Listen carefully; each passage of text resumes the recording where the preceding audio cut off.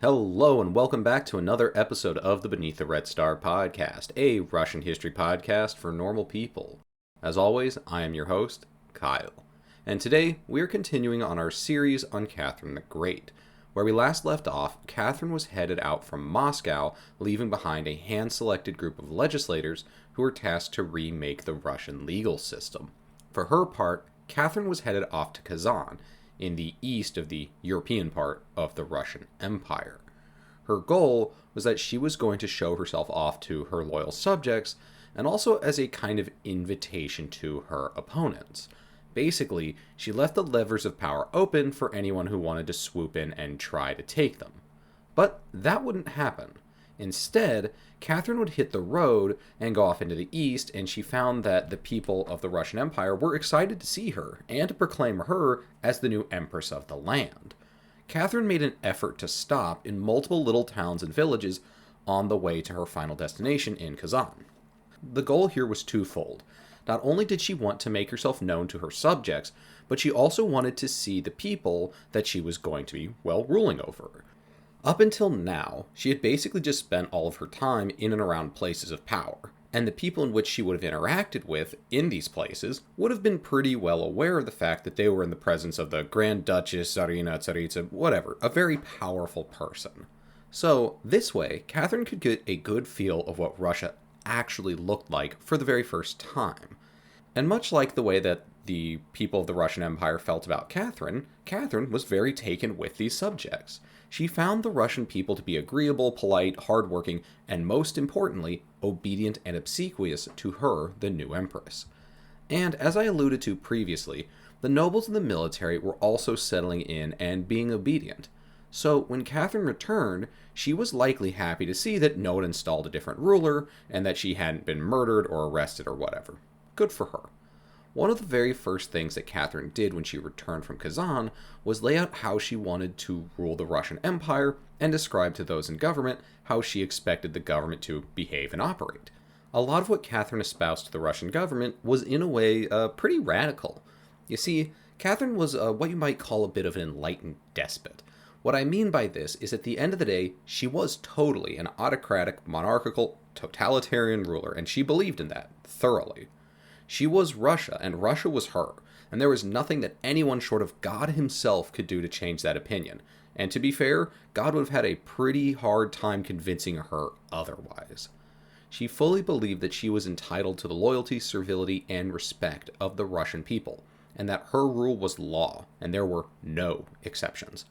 But, on the other hand, she did believe that her powers and the powers of the Russian government that represented her did have some limits.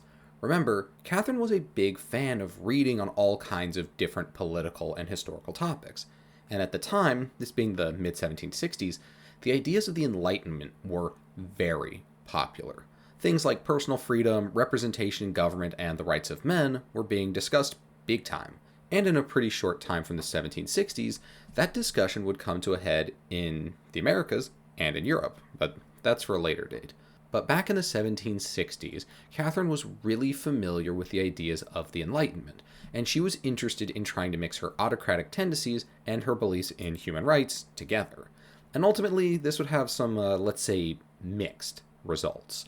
For now, Catherine wanted her beliefs to be known by those who would be carrying out the administration of her empire. When she got back from Kazan, Catherine wrote down all of her ideas as a set of instructions for the government to follow, and then she sent them out. At the core of these instructions was that she wrote that she didn't believe in ruling by fear, and that instead she wanted to prove to the world and to the Russian people that she accepted limitations on her power and was not intending to rule via torture, violence, or fear, and instead she wanted to respect the human rights of the people who live there. So let's talk a little bit about some of the high points of her ideas and how she wanted to liberalize the Russian Empire. First and foremost on our list was her talking about how she didn't want to use fear and violence to control the masses. The number one way that this manifested itself is in the fact that she outlawed torturing people, and did try to reduce the number of executions that were carried out by the Russian government. And this was something she had a pretty outsized ability to do. A lot of times the Tsar would order people's executions, particularly say like political prisoners or dissidents. She could just not do that, instead have these people rounded up and sent to prison, which is not great, but, it is definitely better than having your head cut off, especially if then, before that you're going to be ripped into 1,000 tiny little pieces, which was kind of in vogue at the time. But anyhow, I do think it's fair to point out that while maybe she wasn't a huge fan of the worst kinds of violence and fear she had the potential for, she was maybe not quite as opposed to using that as she may have originally let on. In the few years that Catherine had been empress, she'd already murdered one former czar, had maybe had a second one murdered, and had taken power through a coup d'etat.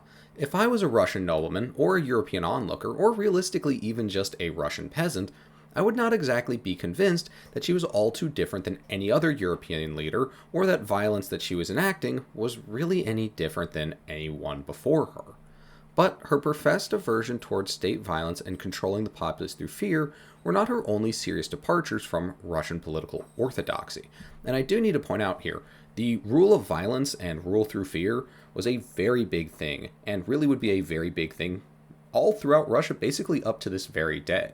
Especially in the 1700s, it was very common for states, not just Russia, but really all the states that existed at the time, to punish crime very, very harshly.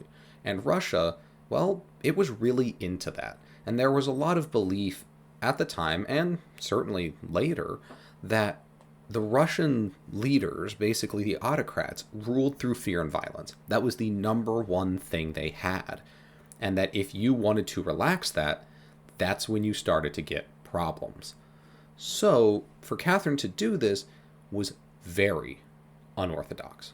But anyhow, back to her other ideas that she professed. Maybe the most shocking of these ideas was that she claimed she wanted to abolish serfdom, and she was very upfront about this. This was part of the written instructions that she sent out as basically the mandate of her power over Russia. She said that under her new government, those in charge, particularly that legal assembly that we talked about from the previous episode, would work to find a way to, well, get rid of serfdom. No small part of this opinion came to be during her trip to Kazan, where she saw serfdom really in full view for the first time. Basically, up until then, Catherine had spent almost all of her time in the kinds of areas that a Grand Duchess might, be in. And the serfs that she encountered were likely to have been ones that, well, you might expect in those kinds of places. And they definitely looked a little bit better. They were maybe not, living in mud huts out in the middle of nowhere. And so she didn't necessarily get a good look at the way those people were treated. This really was her first time when she went to Kazan, really seeing Russian life out in the real world. And she was not entirely super excited about what she saw, and she claims to have felt quite a bit of sympathy for the serfs and a desire to make their rights protected by the government. Though, again, I do have some doubts on this matter as well. You see, Catherine would ultimately greatly expand the institution of serfdom, and greatly solidify the legal basis of serfdom. And, well, yeah, that doesn't exactly match up with kind of what she's saying. For Catherine's part, her memoirs claim that she was really interested in freeing the serfs, but she wasn't able to do so because those under her were just too against the idea, and that many people counseled her against it. And while I do believe that, I certainly believe that plenty of people told her, no, don't do that. We as the kind of Russian aristocracy don't want you to. But also, I kind of don't care. The Holy Roman Empire was doing the same thing at the time, and they got rid of serfdom because, well, the guy in charge was the emperor, and he gets to do that stuff, and she was in charge of the Russian Empire. Her word was law, very literally. If she wanted to get rid of serfdom, if she wanted the serfs to be free, then she could have had it be so.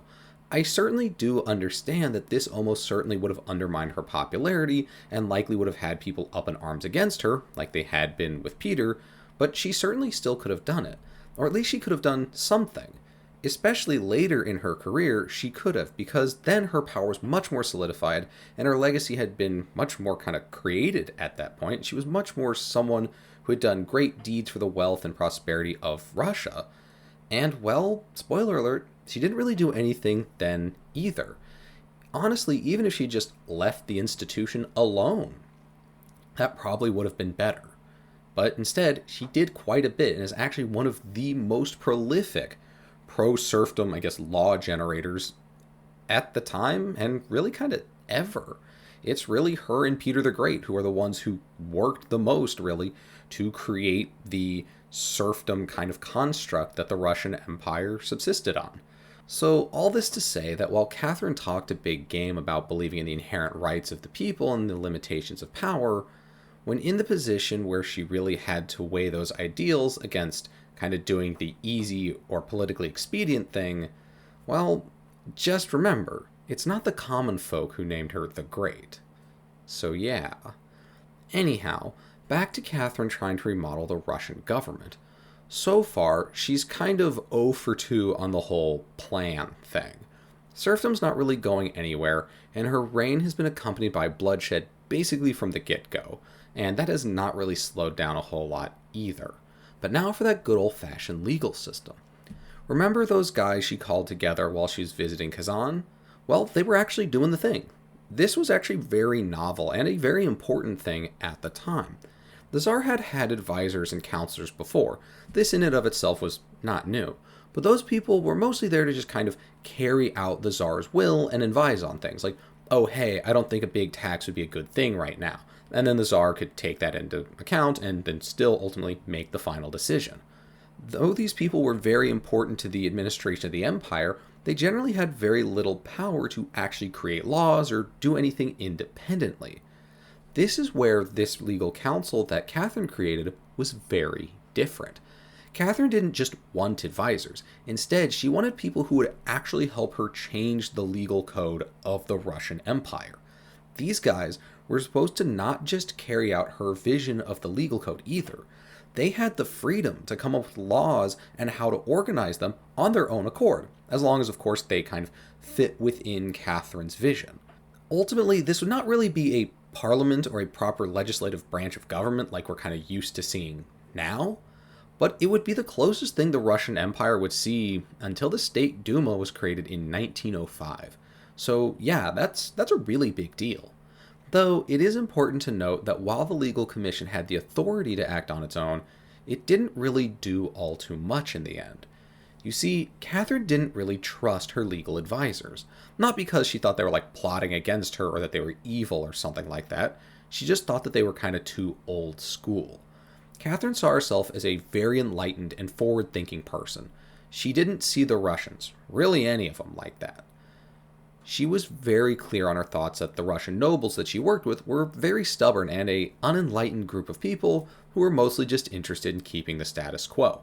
And to be fair, yeah, she's not wrong. That's pretty spot on. And then we get to the last thing that I want to talk about that she did differently from the previous czars, and that is she opened herself up to criticism. Well, kinda, sorta. Catherine welcomed criticism from people that she deemed worthy to give her criticism. This would be people like courtiers, aristocrats, government officials, nobility. All of these would be wealthy, powerful, socially important people. In other words, she had a pretty serious pay-to-play kind of mindset. On the other end of things, she was really, really not a fan of being criticized by the peasants and really hated it when they got uppity.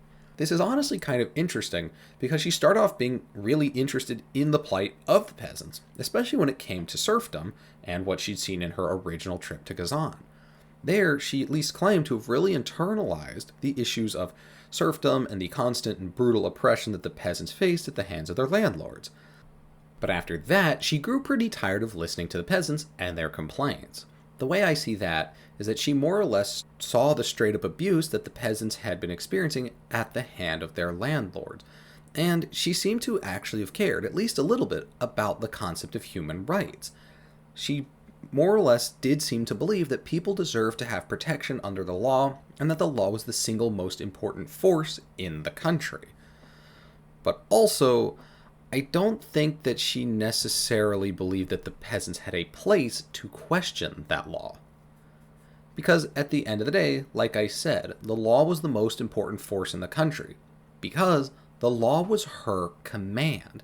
That was her, and by disrespecting the law, you disrespected her. And while she did seemingly believe in the rights of her subjects, she still really believed that they, well, were just that. They were her subjects.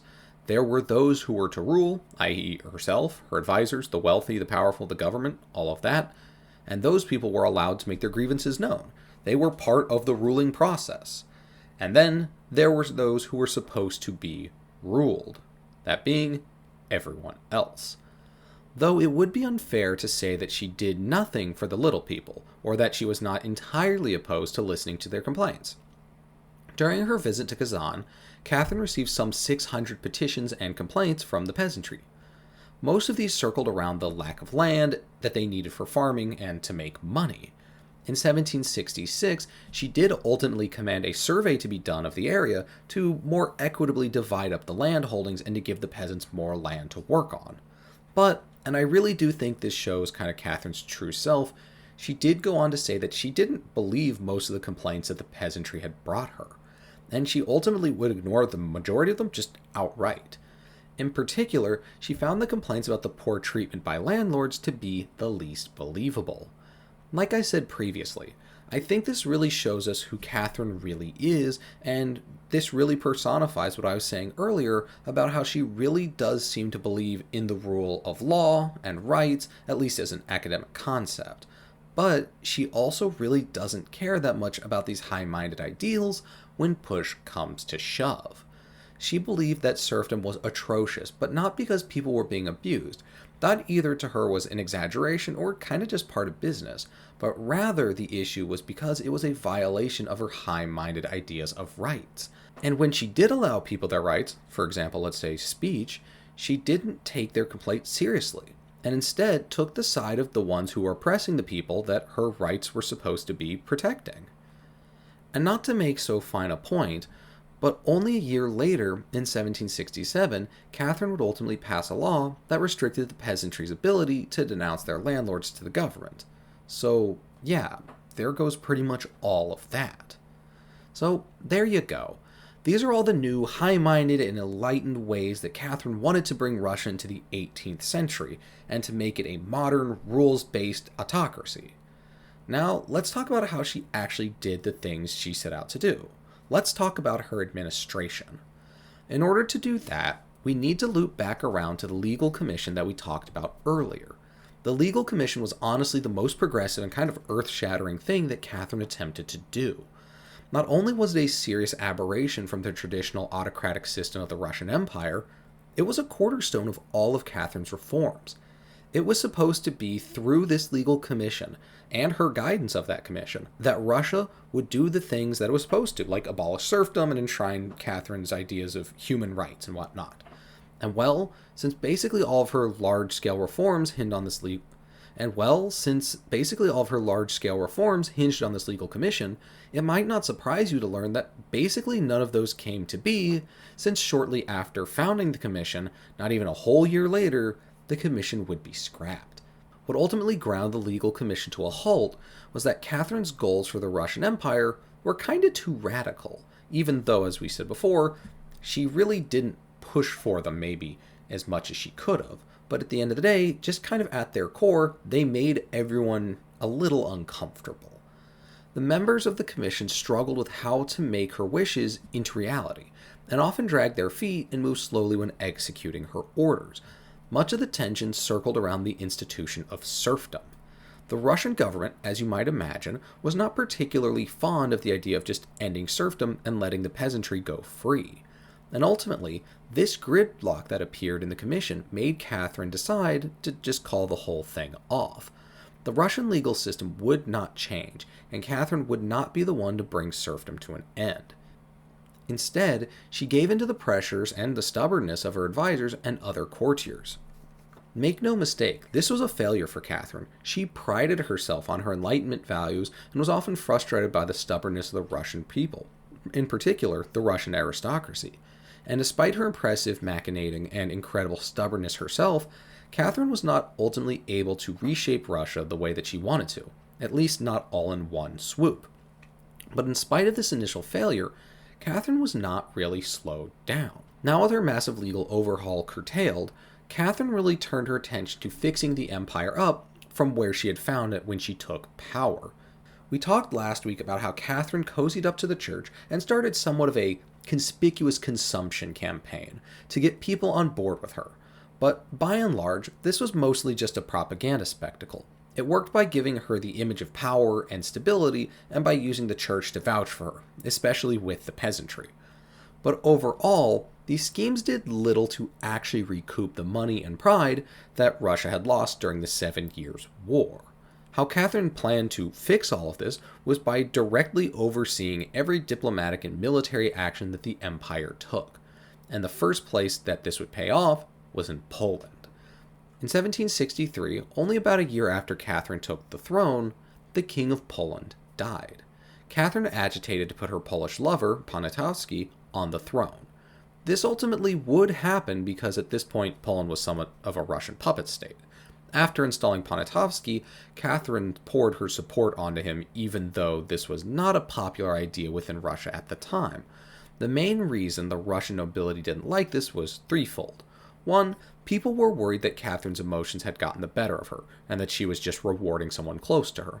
Two, they were jealous, and they wanted to be Catherine's number one lover.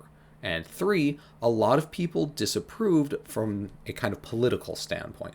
Many in Russia at the time didn't want a puppet king in Poland, but rather wanted to just take over Poland themselves. But at the end of the day, the Russian aristocracy misread Catherine. Catherine's decision was a shrewd one. As we will see later, it was Poniatowski whose emotions were being exploited, and Catherine's reluctance to take control of Poland at the time may have kept Russia from gaining glory on the battlefield, at least for now, but ensured that Russia had a buffer state between themselves and the rest of Europe. A buffer state with an army that Russia didn't have to pay for, equip, or oversee. As well, by not taking Poland, this kept the tension between Prussia, Austria, and Russia low. Poland was kind of in the sphere of influence for all three of these countries. So, if Russia just rolled in, it certainly would not have made the situation any less tense than it had already been. Poniatowski was very loyal to Catherine, and ultimately would make a good Polish king for her purposes, and would play right into her hands right up until she didn't have a use for him anymore. Ultimately, in 1772, Russia would invade Poland. Catherine decided to wait a few years to allow Russia to prepare, for Russian interest in taking Poland to kind of rise, and for an opportune moment on the world stage to strike. As I said before, taking Poland, or even just part of Poland, as would have been the case in 1772, would bring Russia into potential conflict with Austria and Prussia. When I say Austria, I mean the Holy Roman Empire. This was not something that the Russians were really keen on. So, Catherine waited until her rivals were busy and occupied somewhere else. In 1772, the Prussians were busy at home taking care of internal issues, and ultimately decided to stay out of all this because they decided it would be better to just let the Russians go do their thing in Poland and to fuck over the Holy Roman Empire. The Austrians, for their part, were kind of stuck themselves. They were pretty worn out from the 7 Years' War and turned to their main ally, France, to try to come up with some kind of axis of resistance. But France was really not over the 7 Years' War and told the Holy Roman Empire to go fuck off. So ultimately, Russia would take a chunk of eastern Poland in 1772, pretty much unopposed by anyone. This event here is commonly known as the First Partition of Poland, and I've boiled it down to pretty much the consistency of soup here. So if you're interested in this, please don't hesitate to do your own research on it, or you can wait till I eventually do an episode on it at some point in the future. But anyhow, Russia has just slurped up a good chunk of Polish land, and the international community couldn't do really anything other than just watch and let it happen. This was a big win for Catherine. In only about 10 years, Catherine had brought military glory back to Russia, expanded Russia's borders westward, and was making money while doing so. But, and I hate to be the bearer of bad news, this was not a total unconditional victory. Prussia did have one condition for Russia in order to keep Prussia out of this whole mess. Russia and Prussia would have to sign a defensive pact. Catherine would ultimately do this, but it really made her nervous to be close to Russia's recent rival, and also someone who was a rival with France and the Holy Roman Empire. Russia was not really interested in getting sucked into other people's wars. And now's the part where I tell you that I haven't actually told you everything. You see, Catherine was not the kind of person to just have one iron in the fire. No way. So while all this Poland shit's going down, she was actually already overseeing a war against the Ottoman Empire. This war would start in 1768 and last till 1774. This would be the Russo-Turkish War of 1768 to 1774. Creative. As it turns out, doing two wars at the same time is really expensive. So while Catherine's legal changes maybe didn't rock the boat the way she'd intended, her financial ones certainly did. The main new thing that she did at this time was take on large quantities of foreign loans. All of these loans would be managed by the newly established Russian state bank that began issuing large amount of paper currency for the very first time. These loans would prove to be a huge boon for the Russians. Now, the Russians were flush with cash and spent huge sums not only on the military, but on also establishing a massive spy network all throughout Europe, chiefly Southern Europe. You see, Catherine wanted to get some allies for this war, but that just wasn't happening.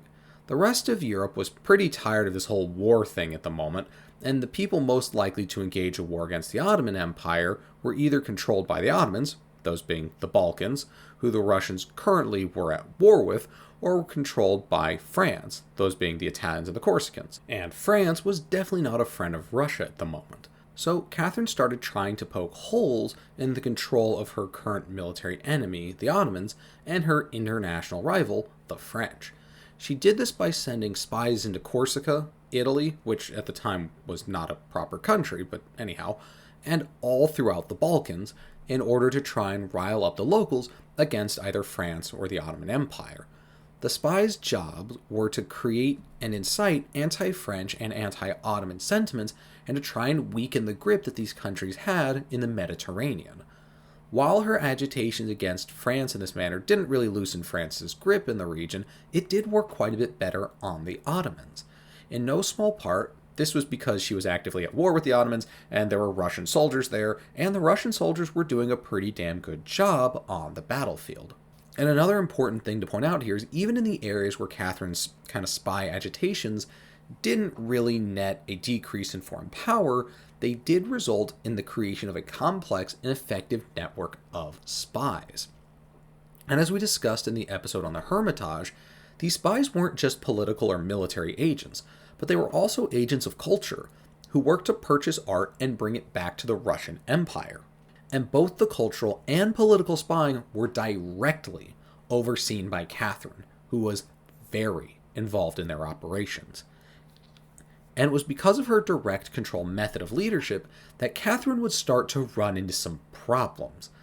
These problems would be less so because she micromanaged people or that she got overwhelmed by her tasks or anything like that. Rather, it was more so that she was really into what she was doing, and when things didn't go her way, she didn't take it well. You see, the beginning of the Russo-Turkish War started off really well for the Russians. The Russians rushed into Ottoman territory and started off with a big blow by taking the fortress of Khotin. The Russians took the fortress with pretty serious ease, and the Ottoman gunners straight up mostly fired their guns over the heads of the Russians, almost killing no one. Catherine took this as a sign that the Ottomans were incompetent, and this war would be a very swift one. Now, can we get the dates on that war again? Oh yeah, they were 1768 to 1774. Huh. Yeah, that doesn't sound like a swift war to me. Well, it might not look like one because, well, it wasn't. While Catherine was throwing big parties to commemorate the Russian victory and taking, count it, one fortress, the Ottomans were regrouping and settling in for the Russian invasion. So, in the summer of 1769, the Ottomans came and just took the fortress back. As you might imagine, this was embarrassing, incredibly embarrassing for Catherine. Not only had the Ottomans shown that they would not be pushed around so easily, they did it after Catherine had already spent all that time and money shoving her victory in everybody's face. 1, rude, and 2, awkward. When Catherine would get stressed, she would oftentimes become downright despondent and kind of a total defeatist. And when I say stressed, I mean she more or less changed her mood to the tune of the news of the day. Victory? Yay, we're doing shots. Defeat? Woe is me. Panic attack time. But fortunately for Catherine's mental health, the war turned around pretty quickly and would stay in Russia's favor until about 1771 to 1772. Here, the war slowed down quite a bit. That's because, at the same time, Catherine was doing her kind of Poland stuff, as well, the plague was in town. As many as 1,000 people were dying per day in Russia, and the country was gripped with plague riots. As you might imagine, this didn't really help Catherine's opinions on the masses. Catherine and the aristocracy locked themselves away in St. Petersburg, and Catherine deployed soldiers to the outskirts of the city to keep peasants locked into their villages and to keep them out of the capital. But then things started to look up. They did genuinely start to get better for Catherine. In 1772, we see the partition of Poland that we discussed prior, and the plague ended. And with all of that kind of out of the way, the Russians could kick the war in the Ottoman Empire back into high gear. So, Catherine, seemingly smelling victory on the air, started spending tons and tons of money, turning St. Petersburg into a more imperial capital, and even threw some bones Moscow way. But, much like at the beginning of the war, Catherine's celebrations were maybe not the best timed. You see, much like the last giant war that Russia had gotten into, this one cost a shit ton of money. Catherine had taken out huge loans to fund this shit, and people were seeing the writing on the wall. Russia was winning, and soon those loans would come due. But they hadn't won yet. The wealthy and powerful in Russia were nervous, and that included Catherine. Not only was she nervous about the money, but she was also worried about her son. Her son, Paul, was now old enough to be a problem, and the relationship between Paul and Catherine was, in a word, cold. Catherine treated her children much the way she treated everything. They were tools to be exploited for her personal and political gain, and she expected them to play along with her games at all times and to always be perfect. Also, she kind of murdered this guy's dad, and Peter was a hell of a lot closer to Paul than Catherine was. So, yeah, Paul didn't have the best relationship with his mother. Their relationship was actually kind of so dicey and icy that many of Catherine's closer supporters and courtiers even came to her and said, "Hey man, you should probably treat the kid alright or else he's really gonna fucking hate you." But hey, she's the empress. She gets to do whatever she wants as a mother. A mother who is now worried her son might be a bit of a chip off the old block and be really into coup d'etats. And to make matters worse, Catherine's systems of favorites was always a bit of a problem. The constant ebbing and flowing of relationships made not a great foundation for stable government. You see, Catherine and the Orlovs were kind of now on the outs. Catherine had been sleeping with one Grigory Orlov, and now she found out that he'd been cheating on her. And well, infidelity is only okay when she does it. So Catherine paid Grigory a pretty hefty sum of money to go fuck off and take his family with him. This would more or less mark the end of the relationship between Catherine and the Orlovs, really forever. But the Orlovs were still very important at this time because Grigory was currently negotiating the end of the war with the Ottomans. And speaking of the war, the Austrians, the Holy Roman Empire, were starting to watch this very closely. They saw that Russia, while being victorious, was weak. Russia's military was tired from the war. Their accounts were overdrawn, and the mix of plague, economic hardship, and war had made the Russian peasants angry. An anger they'd already expressed the best they know how with violent uprisings. Then it was discovered that there was a plot brewing in St. Petersburg. As many as 100 non-commissioned officers were found to be plotting to dethrone Catherine, confine her in a monastery as a prisoner, kick the Orlovs out of Russia for good, and put Paul on the throne. And to make this all even worse, Sweden has begun flexing its muscles too lately.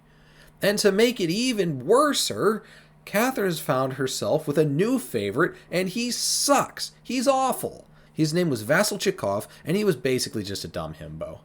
Dude was no Orlov, and people were really noticing it. People were kinda worried about what was going on in Catherine's court. And as I said before, Paul kind of loomed over all of this.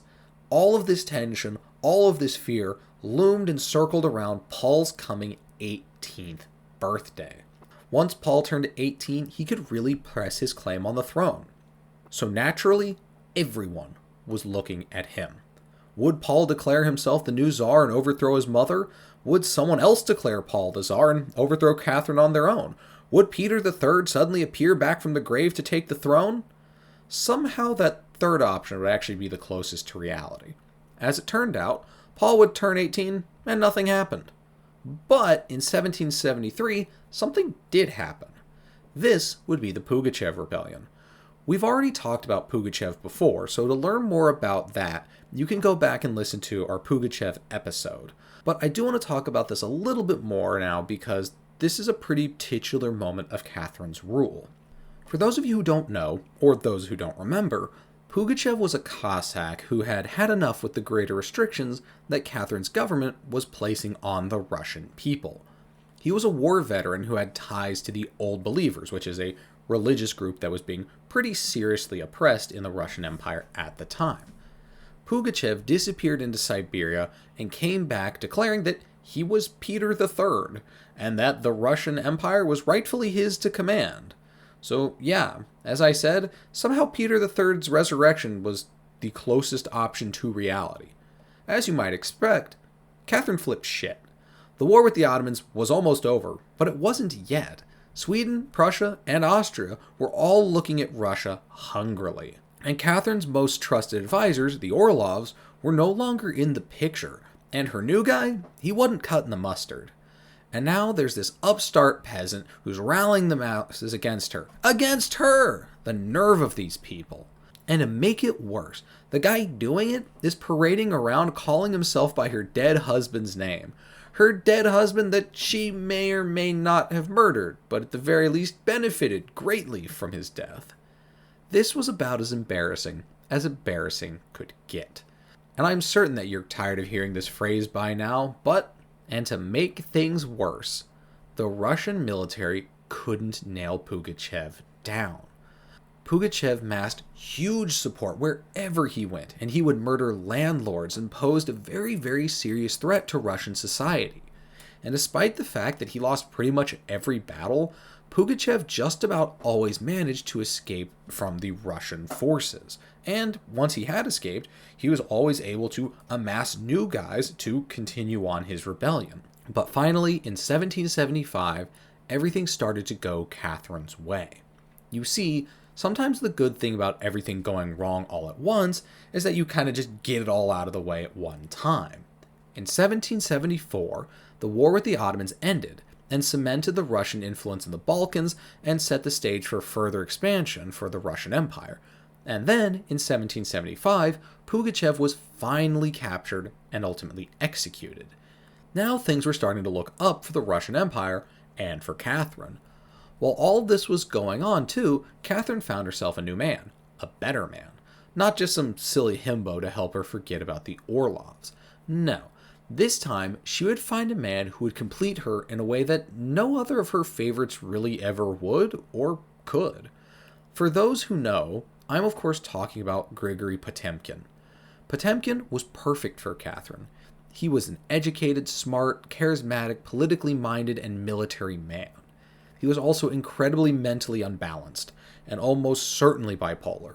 His mood swings were legendary, even more so than Catherine's that plagued her during the Russo-Turkish War. But at least for now, Potemkin seemed to balance Catherine out. After the war and Pugachev's defeat, Catherine was a huge fucking wreck. She was about as far down in the dumps as down goes. And since so much of her governing style was based on her various relationships, the government was suffering from it as she flitted from rebound guy to rebound guy. But Potemkin quickly became a constant in her life when nothing else was. The two of them pretty quickly settled in less so like kind of secret lovers, but really more like a married couple. So much so that many people, to this day, believe that they may have been secretly married. This was a very different kind of relationship for Catherine. It was not the normal kind of private backroom hot and steamy relationship that she was known for. No, this was a public, stable-ish, romantic relationship. It was now with Potemkin at her side that Catherine could continue leading the Russian Empire forward. But let's take a second to reflect on all that's happened so far. In the time frame from 1768 to 1775, Catherine has manipulated France, the Ottoman Empire, the Holy Roman Empire, or Austria as I keep referring to them as, Prussia, and Poland. She has established a massive political and cultural spying network throughout all of Europe. She has overseen one invasion of Poland, one war with the Ottomans, and dealt with the plague, and put down the largest popular uprising in Russian history at that point. And she did this directly involved with each event. It is no wonder she just about drove herself insane. And as well, it's no fucking wonder they called her the Great. Catherine may not have been able to enact all of the social, political, and legal reforms that she espoused, but she was absolutely able to show the world that Russia, and she herself, were not to be messed with. And how do you think she celebrated her victories? That's right. Copious amounts of partying, patronizing the arts, and by spending an absolute boatload on renovating old buildings and starting new construction.